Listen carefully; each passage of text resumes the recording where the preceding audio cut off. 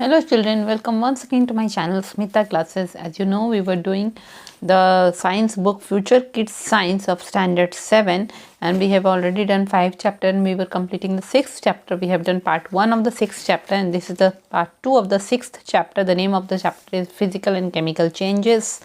In that we will start from importance of chemical changes. Chemical changes are very important in our lives. All the new substances which we use is produced as a result of chemical change or chemical reaction. For example, metal are extracted from their ores by a series of chemical changes such as extraction of iron from iron ore. Medicines are prepared by a chain of chemical reactions. Materials such as plastic, soaps and detergents are made by chemical reactions.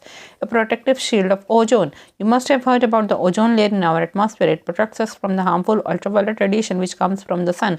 Ozone absorbs this radiation and breaks down to form oxygen. The breaking down of ozone gas into oxygen gas is a chemical change. If ultraviolet radiation were not absorbed by ozone, then it would reach the Earth's surface and cause harm to us and other living forms. Ozone layer acts as a natural shield against this radiation. ठीक है, तो chemical changes क्यों होते हैं? हम लोगों ने पहले भी पढ़ा कि फिजिकल और केमिकल चेंजेस में अंतर क्या है. केमिकल चेंजेस में नए सब्सटेंसेस बनते हैं और केमिकल चेंजेस इरिवर्सिबल होता है, वापस नहीं किया जा सकता ओरिजिनल फॉर्म में. जबकि फिजिकल चेंजेस में कोई ज़रूरी नहीं है कि नए सब्सटेंसेस बने और वो रिवर्सिबल भी होता है. अब इम्पॉर्टेंस क्या है केमिकल चेंजेस का? तो केमिकल चेंजेस भी हमारे लाइफ में बहुत इम्पोर्टेंस रखते हैं. जो भी नया सब्सटेंस बनेगा केमिकल चेंज के कारण, ठीक है, उसको उनमें से कई को हम लोग यूज़ करते हैं केमिकल चेंज के कारण जो नया सब्सटेंस बनता है. जैसे कि देखते हैं ज़मीन के नीचे ओर्स रहते हैं. ओर्स उन पत्थरों को कहते हैं जिनमें से किसी मेटल को हम लोग इकोनॉमिकली और प्रॉफिटेबली एक्सट्रैक्ट कर सकेंगे. मतलब ऐसे पत्थर जिसमें वो मेटल बहुत ज़्यादा अमाउंट में है, तो हम जब निकालेंगे तो हम काफ़ी वो मेटल मिलेगा, तो हमको उतना चीप पड़ेगा, लॉस नहीं होगा. ठीक है, और बहुत ज़्यादा अमाउंट में भी मिलेगा और कम खर्च में मिल जाएगा. ऐसे पत्थरों को और कहते हैं. ठीक है, तो मेटल्स जैसे कि आयरन को अगर आयरन ओर से निकाला जाए तो ढूंढा जाता है ऐसे पत्थर जिनमें से ज़्यादा अमाउंट ऑफ आयरन निकलेगा. ठीक है, तो जब आयरन को एक्सट्रैक्ट कर रहे हैं आयरन ओर से, उसके आयरन वाले पत्थर से उसको एक्सट्रैक्ट कर रहे हैं, ठीक है, और फिर उसके बाद उसमें बहुत सारा केमिकल रिएक्शन करके प्योर मेटल आयरन हम लोग ला रहे हैं, तब क्या हो रहा है कि प्योर मेटल आयरन जो है वो हम लोग को वो एक तरह का केमिकल चेंज होके हम लोग को वो प्रोडक्ट मिल रहा है. इसी तरह बहुत सारा केमिकल रिएक्शन होके क्या होता है, मेडिसिन्स बनता है. इसी तरह जो भी हम लोग प्लास्टिक्स यूज़ करते हैं, प्लास्टिक का कप, मग, जो भी यूज़ करें, बकेट, सोप्स यूज़ करते हैं या डिटर्जेंट पाउडर जो हम लोग यूज़ करते हैं, वो सब भी केमिकल रिएक्शन करके ही बनाया जाता है. यानी केमिकल रिएक्शन करके भी बहुत सारे प्रोडक्ट बनते हैं जिनको हम लोग यूज़ कर सकते हैं. ठीक है, अब आप सब ने ओजोन लेयर के बारे में पढ़ा है कि हमारे एटमॉस्फेयर में स्ट्रेटोस्फियर, एटमॉस्फेयर का अलग अलग लेयर है. तो एक लेयर में एक ओजोन लेयर लगा हुआ है पूरा ऊपर स्काई में, वहाँ पे ओजोन लेयर है. उस एटमॉस्फेयर में ओजोन लेयर में क्या होता है कि ऑक्सीजन के 3 एटम वाले मॉलिक्यूल्स होते हैं. वो क्यों फ़ायदेमंद है? क्योंकि सन का जो अल्ट्रावायलेट रेडिएशन है, ऐसा रेज सन का जो कि हमको दिखाई नहीं देता है, अल्ट्रावायलेट रेंज में होता है. अल्ट्रावायलेट रेडिएशन जो है वो सन से आता है और वो बहुत ही हीटिंग इफ़ेक्ट होता है. वो स्किन को भी डैमेज करता है, प्लांट्स, एनिमल्स सबको डैमेज करता है, और जो है अर्थ को इतना डैमेज करेगा, दूसरे लिविंग फॉर्म्स को भी डैमेज करेगा. ठीक है, तो ये ओजोन लेयर क्या करता है, जब सन से वो अल्ट्रावायलेट रेडिएशन आने लगता है तो ओजोन लेयर वहीं पे उसको अब्जॉर्ब कर लेता है और फिर एक रिएक्शन करके उसमें से अल्ट्रावायलेट रेडिएशन को अब्जॉर्ब करता है और एक रिएक्शन करता है और वहाँ पे ऑक्सीजन बनता है. ठीक है, तो ये जो है कि ozone gas ultraviolet radiation absorb करता है, फिर वो टूट जाता है ऑक्सीजन गैस में, तो वो एक केमिकल चेंज है. अगर अल्ट्रावायलेट रेडिएशन ओजोन लेयर नहीं अब्जॉर्ब करता तो वो डायरेक्ट अर्थ के सरफेस पे आता और हम लोगों को नुकसान पहुंचाता. तो ओजोन लेयर जो है इस रेडिएशन के खिलाफ एक शील्ड के जैसा काम करता है, ढाल के जैसा काम करता है. आपने सुना होगा ना कि अंटार्कटिका के ऊपर ओजोन लेयर का डिप्लीशन हो गया था, मतलब थोड़ा कम हो गया था ओजोन लेयर. फिर जब वो एपिडेमिक आया कोरोना टाइम में तो पोल्यूशन थोड़ा कम हुआ, तो फिर से वो ओजोन लेयर भरने लगा था. ठीक है, तो वहाँ पे भी एक केमिकल चेंज हो रहा है, breaking down of ozone gas into ozone oxygen gas, वो एक केमिकल चेंज हो रहा है. अब chemical reactions in everyday life. Rusting of iron. The process of rusting is an example of chemical change. When iron is exposed to water or water vapor and oxygen, it gets coated with a brown layer. This takes place when iron reacts with atmospheric oxygen in the presence of water to form different oxides of iron having a brownish red color known as rust. If the content of moisture in air is high, that is more humid, the rusting becomes faster. The presence of salt in water makes the process of rusting faster. The process of rusting is represented as iron plus oxygen plus water gives iron oxide or rust. 4Fe plus 3O2 plus H2O gives 2Fe2O 3.2H2O. Prevention of rusting. Rusting of iron steel can be prevented by not allowing the contact of iron with water and oxygen. This can be done by the following methods: painting, oiling and greasing, plastic coating, chromium paint plating, galvanizing, zinc plating. It is a method in which a coating of a more reactive metal zinc is deposited on iron. This prevents the contact of iron with air and thus prevents rusting. Alloying. In this method, the properties of metals are changed by mixing it with other metals so that it does not rust. For example, stainless steel is made by mixing iron with carbon and metals like chromium, nickel and manganese. Stainless steel does not rust. Biological activities like photosynthesis and digestion are chemical changes, whereas the whole water cycle is a physical change. अब क्या है, हम लोग का everyday life में भी chemical reactions हो रहे हैं. इसमें रस्टिंग ऑफ आयरन है. आयरन में जंग लगना जो होता है, रस्टिंग ऑफ आयरन, वो एक केमिकल चेंज है.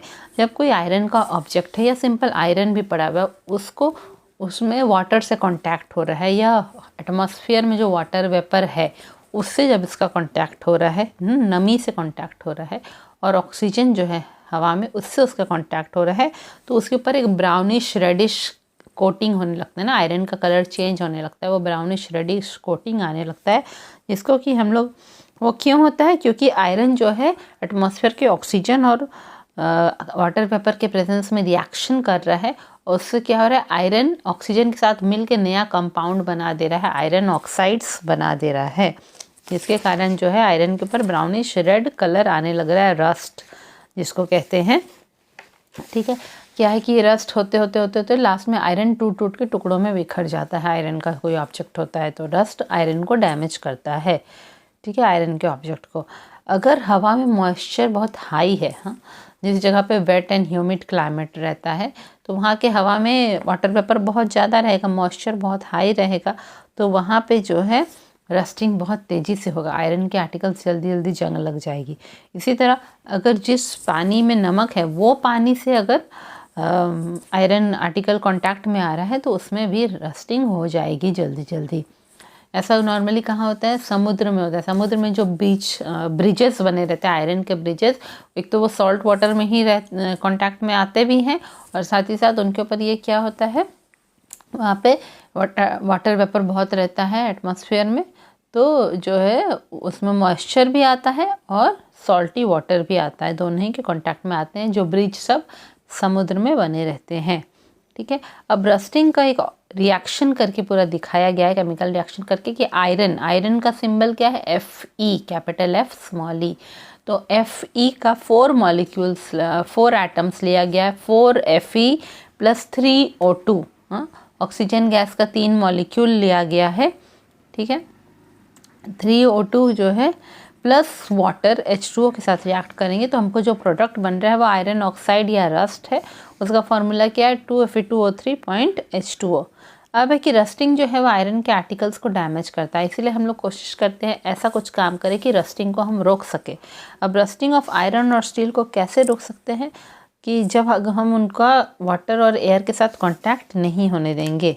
ठीक है, ये किस मेथड से हो सकता है, पहला है पेंटिंग मेथड. आप लोगों ने देखा होगा कि जो है आयरन का जो जैसे वार्डरोब सब होता है वो सब पेंटेड रहता है ताकि उसमें ये नहीं लगे, रस्टिंग नहीं हो, जंग नहीं लगे. ऑयलिंग एंड ग्रीसिंग, आपने देखा होगा कि जितने भी ये हैं मशीन पार्ट्स होते हैं फैक्ट्री वगैरह में, वो सब में ऑयल लगाया जाता है, ग्रीस लगाया जाता है, क्योंकि ऑयल और ग्रीस लगाने से क्या होता है कि हवा उस पर रिएक्शन नहीं करता, हवा से वो कांटेक्ट में नहीं आता, ऊपर ऑयल और ग्रीस का लेयर हो जाता है, तो उसमें रस्टिंग नहीं होता है मशीन पार्ट्स में. इसी तरह प्लास्टिक कोटिंग, हाँ, बहुत सारा ऐसा आयरन आर्टिकल होता है जिसके ऊपर कि प्लास्टिक का एक कोटिंग लगा दिया जाता है, प्लास्टिक चढ़ा दिया जाता है, तो प्लास्टिक ही हवा के कांटेक्ट में आएगा, अंदर का आयरन हवा के कांटेक्ट में नहीं आएगा। इसी तरह क्रोमियम प्लेटिंग, ज़्यादातर जो आप देखे होंगे घर के जो यूटेंसिल्स होते हैं जो कि स्टील वगैरह के होते हैं वो चमकते हुए दिखाई देते हैं, सिल्वरी जैसा चमकते हैं। क्यों? क्योंकि उसके ऊपर क्रोमियम का प्लेटिंग एक चढ़ाया जा रहा है, मतलब वो इलेक्ट्रिसिटी की मदद से क्रोमियम का एक लेयर ही पूरा उसके ऊपर चढ़ा दिया जा रहा है, क्रोमियम प्लेटिंग जिसको कह रहे हैं। इसी तरह एक जिंक प्लेटिंग भी होता है, जिंक का लेयर चढ़ाता है, इसे गैल्वेनाइजिंग कहते हैं। ठीक है, उसमें क्या करते हैं कि जिंक मेटल का एक लेयर को आयरन के ऊपर लगा देते हैं इलेक्ट्रिसिटी की मदद से। तो उससे क्या होता है कि आयरन डायरेक्ट एयर के कांटेक्ट में या वाटर वेपर के कांटेक्ट में नहीं आता, पहले जिंक आता है एयर और वाटर वेपर के कांटेक्ट में, और इस तरह रस्टिंग रुकता है। आपने देखा होगा साइकिल के पार्ट्स भी बहुत चमकते वमकते रहते हैं, तो उनके ऊपर भी क्रोमियम प्लेटिंग और ये जिंक प्लेटिंग कर दिया जाता है। बसेस के ऊपर तो पेंट किया जाता है, उनको जिंक प्लेटिंग भी किया जाता है, बसेस के ऊपर पेंट भी किया जाता है। और एक मेथड क्या है, एलॉइंग एक मेथड है। एलॉइंग में क्या होता है, दो या दो से ज़्यादा मेटल को एक साथ मिक्स कर दिया जाता है ताकि उसके प्रॉपर्टीज़ को बढ़ा दे। जब दो या दो से ज़्यादा मेटल को एक साथ मिक्स करेंगे तो उसमें रस्ट नहीं लगेगा और वो बहुत ही स्ट्रॉन्ग भी बन जाता है वो मेटल। ठीक है, जैसे कि स्टेनलेस स्टील को हम लोग जानते हैं, स्टेनलेस स्टील कैसे बनाया जाता है, वो एक तरह का एलॉय है। जब हम कार्बन और आयरन और कार्बन को मिक्स करेंगे और निकल, मैग्नीशियम और मैंगनीज ये सब को मिक्स करेंगे तब स्टेनलेस स्टील बनता है, और स्टेनलेस स्टील में जंग नहीं लगती है ना। स्टेनलेस स्टील, सिंपल स्टील में जंग लग सकती है पर स्टेनलेस स्टील को जंग से बचाया जा सकता है जब इस तरह के सारी चीज़ों को मिला के वो स्टील बनाया गया है। तो the case of ships are made of iron and a part of it always remains under sea water. Even on the part above water also, water drops keep clinging to the ship's outer surface. Sea water contains salts which makes the process of rusting faster. The ships are damaged from rusting in spite of being painted. Damage is so much that a fraction of ship's iron has to be replaced every year. This causes a lot of monetary loss. Decay of organic substances. Food decays due to chemical reactions brought about by microorganisms. Examples of these mechanisms are fungi and bacteria. These organisms produce enzymes which break down complex organic food compounds into simpler substances. While decay results in food spoilage, it is not always a bad reaction. If decay would not occur, dead plants and animals would pollute the environment and the nutrients removed from the earth by plants would not be returned to the soil. ठीक है, जो हम लोग का biological activity हमारे everyday life में हम लोग देख रहे हैं, जैसे कि प्लांट्स अपना खाना बना रहे हैं, फोटोसिंथेसिस कर रहे हैं, और इसी तरह हम लोग बॉडी में जो डाइजेस्टिव प्रोसेस हो रहा है, खाना हजम हो रहा है, ये भी एक तरह का केमिकल चेंजेस है। इसको हम केमिकल चेंजेस की कैटेगरी में रखें। पर जो वाटर साइकिल है कि वाटर इवापोरेट होगा, वाटर वेपर में चेंज होगा, फिर रेन में चेंज होकर आएगा अर्थ पे, वो क्या है, वो एक फिजिकल चेंज है। उसमें खाली मैटर का रूप चेंज हो रहा है, वो एक फिजिकल चेंज है। जबकि डाइजेशन और ये जो है फोटोसिंथेसिस वो एक केमिकल चेंज है, क्योंकि नए प्रोडक्ट बनते हैं। ठीक है, अब शिप्स के बारे में बता रहा है कि शिप्स तो जो बड़े बड़े जहाज होते हैं पानी के, वो सब आयरन के ही बने रहते हैं, और उसका एक नीचे का पार्ट हमेशा पानी में डूबा हुआ ही रहता है, सी वाटर में डूबा हुआ रहता है। और जो ऊपर का पार्ट है उसमें भी समुद्र की तेज लहरें आती हैं तो वाटर ड्रॉप उसमें भी चिपके हुए रहते, क्लिंग किए हुए रहते, लटके हुए रहते हैं। वाटर ड्रॉप सब शिप के ऊपर भी रहते हैं, उसके आउटर सरफेस में, बाहर के सरफेस में। ठीक है, अब क्या है कि सी वाटर में क्या हम लोग जानते हैं, सॉल्ट है, नमक मिला हुआ है, जिसके कारण रस्टिंग तेज़ी से होने लगती है। तो शिप्स को एक्चुअली पूरा पेंट अच्छे से किया जाता है ताकि उसमें रस्टिंग नहीं हो। फिर भी जो पार्ट उसका पानी में डूबा हुआ है, सी सॉल्टी वाटर में, वो पार्ट में रस्ट लग ही जाता है। इसीलिए इतना वो डैमेज हो जाता है कि वो रस्ट होकर टूट सकता है। ठीक है, इसीलिए शिप का एक पार्ट को हर साल चेंज कर दिया जाता है ऑलमोस्ट, ताकि जो है वो रस्ट होकर टूट नहीं जाए, जा रहा है समुद्र में अचानक से टूट ना जाए, जिसके कारण मॉनेटरी लॉस बहुत होता है, पैसे खर्च बहुत होते हैं। आयरन के आर्टिकल को उतने बड़े एरिया को चेंज करने में बहुत पैसे खर्च होते हैं। ठीक है, इसी तरह कुतुब मीनार जो हम लोग जानते हैं, दिल्ली में कुतुब मीनार है ना, तो वहाँ पे जो है ये बना हुआ है, उसके पास में एक आयरन पिलर बना हुआ है, आयरन का लंबा सा खंबा बना हुआ है। ठीक है, जो कि 1600 साल पहले बना था, 1600 ईयर्स पहले बना था, पर उसमें आज तक रस्टिंग नहीं हुआ है, वो आज तक जंग नहीं लगा है। क्यों? क्योंकि जिस आयरन से बना था, देखिए नॉर्मली मेटल्स जो हम लोग यूज़ करते हैं, ऑल्दो उसको एक्सट्रैक्ट करके रिफाइन करके प्योर मेटल दिया जाता है, पर पूरी तरह से प्योर नहीं रहता, उसमें भी कुछ मिक्स्ड रहता है। ठीक है, तो आयरन में दूसरे मेटल्स, नॉन मेटल्स भी मिक्स्ड रहते हैं, पर ये जो पिलर कुतुब मीनार के पास बना है, उस पिलर में आयरन में फॉस्फोरस ज़्यादा अमाउंट में है। ठीक है, जिसके कारण की है वो पिलर में रस्ट नहीं लगता है। अब बात करते हैं डीके ऑफ ऑर्गेनिक सब्सटेंसेस की। तो खाना सड़ने लगता है कैसे? खाने में महक आने लगती है ना, बदबू आने लगती है। कैसे? क्योंकि उसमें माइक्रो ऑर्गेनिजम्स एक्ट करते हैं। ठीक है, कौन से माइक्रो ऑर्गेनिजम्स? फंजाई और बैक्टीरिया। वो लोग ऐसे तरह के एंजाइम खाने में छोड़ते हैं जो कि जो है ऑर्गेनिक कंपाउंड, खाना क्या है? ऑर्गेनिक कंपाउंड है, नेचुरल चीज़ों से बना है। तो वो ऐसा एंजाइम उसमें डाल देते हैं जो उसको तोड़ने लगते हैं और वो ऑर्गेनिक कंपाउंड सिंपल सब्सटेंसेस में चेंज हो जाता है। ठीक है, तो इस तरह जो ये माइक्रोनिज्म सड़ाते हैं, उससे क्या होता है? फूड खाने का नुकसान होता है, फूड स्पॉयल हो जाता है। पर हम ये नहीं कह सकते कि ये जो माइक्रोनिज्म्स ये काम कर रहे हैं ये बैड रिएक्शन है। ठीक है, अगर डीके नहीं होता, अगर माइक्रोनिज्म्स चीज़ों को नहीं सड़ाते, तो क्या होता? जितने भी मरे हुए पौधे और जानवर है वो हमारे एनवायरनमेंट को पूरा पॉल्यूट कर दिए होते, पूरा जो है आसपास पूरा प्रदूषण फैल जाता। और जो न्यूट्रिएंट, जैसे कि कोई प्लांट ने उसने सॉइल से सारा न्यूट्रिएंट लिया, वो प्लांट ग्रो किया, फिर वो प्लांट मर गया, फिर वो उस पर माइक्रोनिज्म एक्ट करके सड़ा के वापस वो मिट्टी में मिल जाता है। अगर माइक्रोनिज्म नहीं सड़ाएंगे तो लोग क्या करेंगे? अरे ऐसे पड़ा हुआ है प्लांट, उसको उठा के जला देंगे तो वो वेस्ट हो जाएगा। अगर उसको माइक्रोनिज्म्स उस पर एक्ट करके उससे सड़ाते हैं, वो दोबारा मिट्टी में मिल जाता है, तो जो मिट्टी का न्यूट्रिएंट एलिमेंट्स, मिनरल्स वगैरह उसमें गया, वो वापस वो मिनरल्स मिट्टी में आ जाता है, माने न्यूट्रिएंट्स वापस अर्थ में आ जाता है। ठीक है, इसीलिए डीके ऑफ ऑर्गेनिक सब्सटेंसेस भी ज़रूरी है, माइक्रोनिज्म्स को सड़ाना भी ज़रूरी है। ठीक है, कुकिंग ऑफ फूड की बात करेंगे। The common example of chemical change is cooking.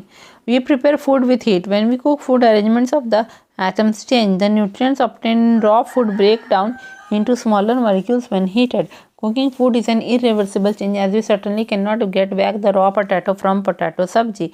Thus, we see that in all chemical reactions discussed above, new substances are formed. ठीक है, अब देखिए शिप्स में रस्ट लगना वो एक केमिकल चेंज था। खाने का ऑर्गेनिक सब्सटेंस का डिके होना, सड़ना, वो भी एक केमिकल चेंज था। इसी तरह कुकिंग ऑफ फूड, खाना बनाना भी जो है वो भी एक केमिकल चेंज है।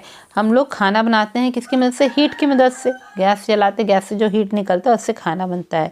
तो जब हम लोग खाना बनाते हैं, जो एटम्स उसके भीतर है, फूड मटेरियल के भीतर, उसका अरेंजमेंट चेंज हो जाता है। जैसे स्ट्रक्चर में वो पहले थे, अभी नहीं रहते हैं।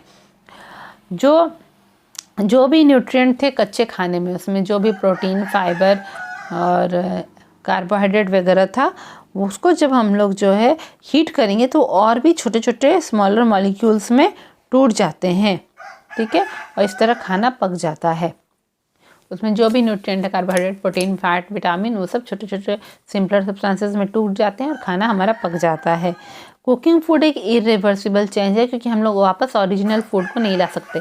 अगर कच्चे आलू को आपने सब्जी बना दी है, आलू की सब्जी बना दी, क्या आलू की सब्जी से आप कच्चे आलू को बना सकेंगे? नहीं बना सकेंगे। ठीक है, तो हम लोगों ने देखा कि ये सब जितने भी केमिकल रिएक्शन है उन सब में नए सब्सटेंसेस बनते हैं। Crystallization. A crystal is a solid structure with flat sides. Many substances form crystals.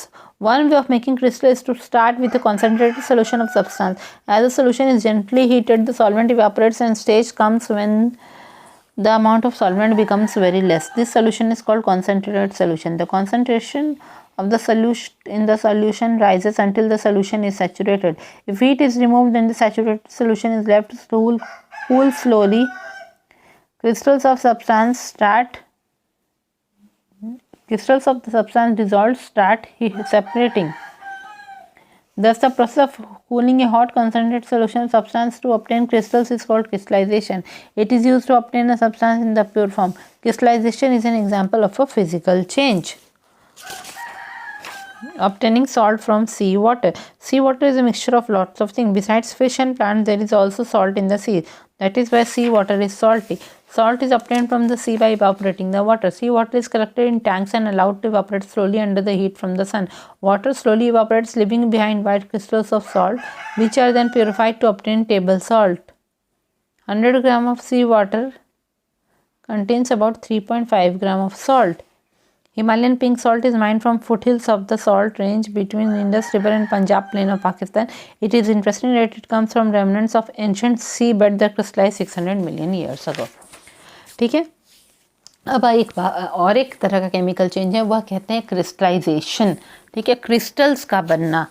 ठीक है, क्रिस्टल क्या है? एक तरह का सॉलिड स्ट्रक्चर होता है जिसका फ्लैट साइड होता है. ठीक है, ऊपर से वो आप टच करेंगे तो फ्लैट होता है क्रिस्टल, जैसे कि शुगर का क्रिस्टल्स. शुगर में भी क्रिस्टल्स रहते हैं ना, तो शुगर का क्रिस्टल जो है वो पूरा सॉलिड रहता है और फ्लैट उसका हर एक साइड फ्लैट होता है. ठीक है, बहुत सारे सब्सटेंस जो है क्रिस्टल बनाते हैं. क्रिस्टल बनाने का तरीका क्या है कि आप concentrated solution of a substance बना ले. मान लीजिए आप चीनी के क्रिस्टल्स बनाना चाहते हैं. शुगर को आप पानी में मिला के उसे बहुत हीट करेंगे, बहुत सारा शुगर मिलाएंगे, पानी इवापोरेट हो जाएगा, बस शुगर बच जाएगा. थोड़ी देर बाद शुगर ठंडा होकर छोटे छोटे क्रिस्टल्स में चेंज होने लगेगा. ठीक है, तो कॉन्सेंट्रेटेड सोल्यूशन कोई सब्सटेंस का लेंगे, शुगर को पानी में मिला के एक सोल्यूशन बनाएंगे और कॉन्सेंट्रेटेड लेंगे, मतलब उसमें बहुत ज़्यादा ही शुगर मिलाएंगे. ठीक है, फिर उसको धीरे धीरे हीट करते जाएंगे. जब धीरे धीरे हीट करेंगे उसका पानी तो इवापोरेट होता जाएगा, सॉल्वेंट इवापोरेट हो जाएगा, और एक ऐसा समय आएगा जब सॉल्वेंट पूरी तरह से कम हो गया, उसमें सॉल्यूट ज़्यादा है, शुगर उसमें बहुत ज़्यादा हो गया है. ठीक है, उसको हम कहेंगे कॉन्सेंट्रेटेड सोल्यूशन. आपको इस तरह से कॉन्सेंट्रेटेड सोल्यूशन पहले बनाना है कि सॉल्यूट इवापोरेट हो जाएगा, सॉल्वेंट इवापोरेट हो जाएगा, सॉल्यूट ज़्यादा रह जाएगा. ठीक है, सॉल्यूशन में क्या है कि सॉल्यूशन सैचुरेटेड हो जाता है. आप डालते जाएंगे चीनी, एक टाइम आएगा कि चीनी और नहीं घुलेगा, तो उसको सैचुरेटेड सॉल्यूशन बोलते हैं. और जब हम लोग उसको हीट कर रहे हैं तो वाटर इवापोरेट होकर खाली शुगर रह गया. एक ऐसा समय आएगा जब बहुत ज़्यादा हो जाएगा सॉल्यूट का कॉन्सेंट्रेशन उस सॉल्यूशन में, और वो सॉल्यूशन सैचुरेटेड कहलाएगा. ठीक है, अब उसको हीट करना बंद करेंगे उस सैचुरेटेड सॉल्यूशन को, उसको धीरे धीरे कूल होने लगे देंगे तो देखेंगे क्रिस्टल्स बनने लगेगा, शुगर के छोटे छोटे दाने बनने लगेंगे और वो अलग होने लगेंगे. इस प्रोसेस को जब एक कॉन्सेंट्रेटेड सॉल्यूशन हमने बनाया, उसे हीट किया और फिर उसे कूल किया और ताकि हमको क्रिस्टल्स मिले, तो इस प्रोसेस को क्रिस्टलाइजेशन कहते हैं. ये क्यों करते हैं? मान लो हमको प्योर चीनी चाहिए जिसमें इम्प्योरिटी एक भी नहीं हो, तो प्योर सब्सटेंस पाने के लिए क्रिस्टलाइजेशन प्रोसेस कहते हैं. क्रिस्टलाइजेशन एक कैसा एग्जाम्पल है? ये एक फिजिकल चेंज है, एक केमिकल चेंज बिल्कुल भी नहीं है, क्योंकि क्रिस्टलाइजेशन में बस उस सब्सटेंस का रूप चेंज हुआ है, नया प्रोडक्ट नहीं मिला है. तो ये एक तरह का फिजिकल चेंज है. इसी तरह सी वाटर से जो है हम लोग समुद्र से नमक निकालना. समुद्र का पानी सॉल्टी होता है, नमकीन होता है. ठीक है, हम लोग जानते हैं फिश और प्लांट तो समुद्र वाटर में रहते हैं, पर नमक भी बहुत रहता है, इसलिए सी वाटर सॉल्टी होता है. अब सी वाटर से सॉल्ट कैसे निकालते हैं?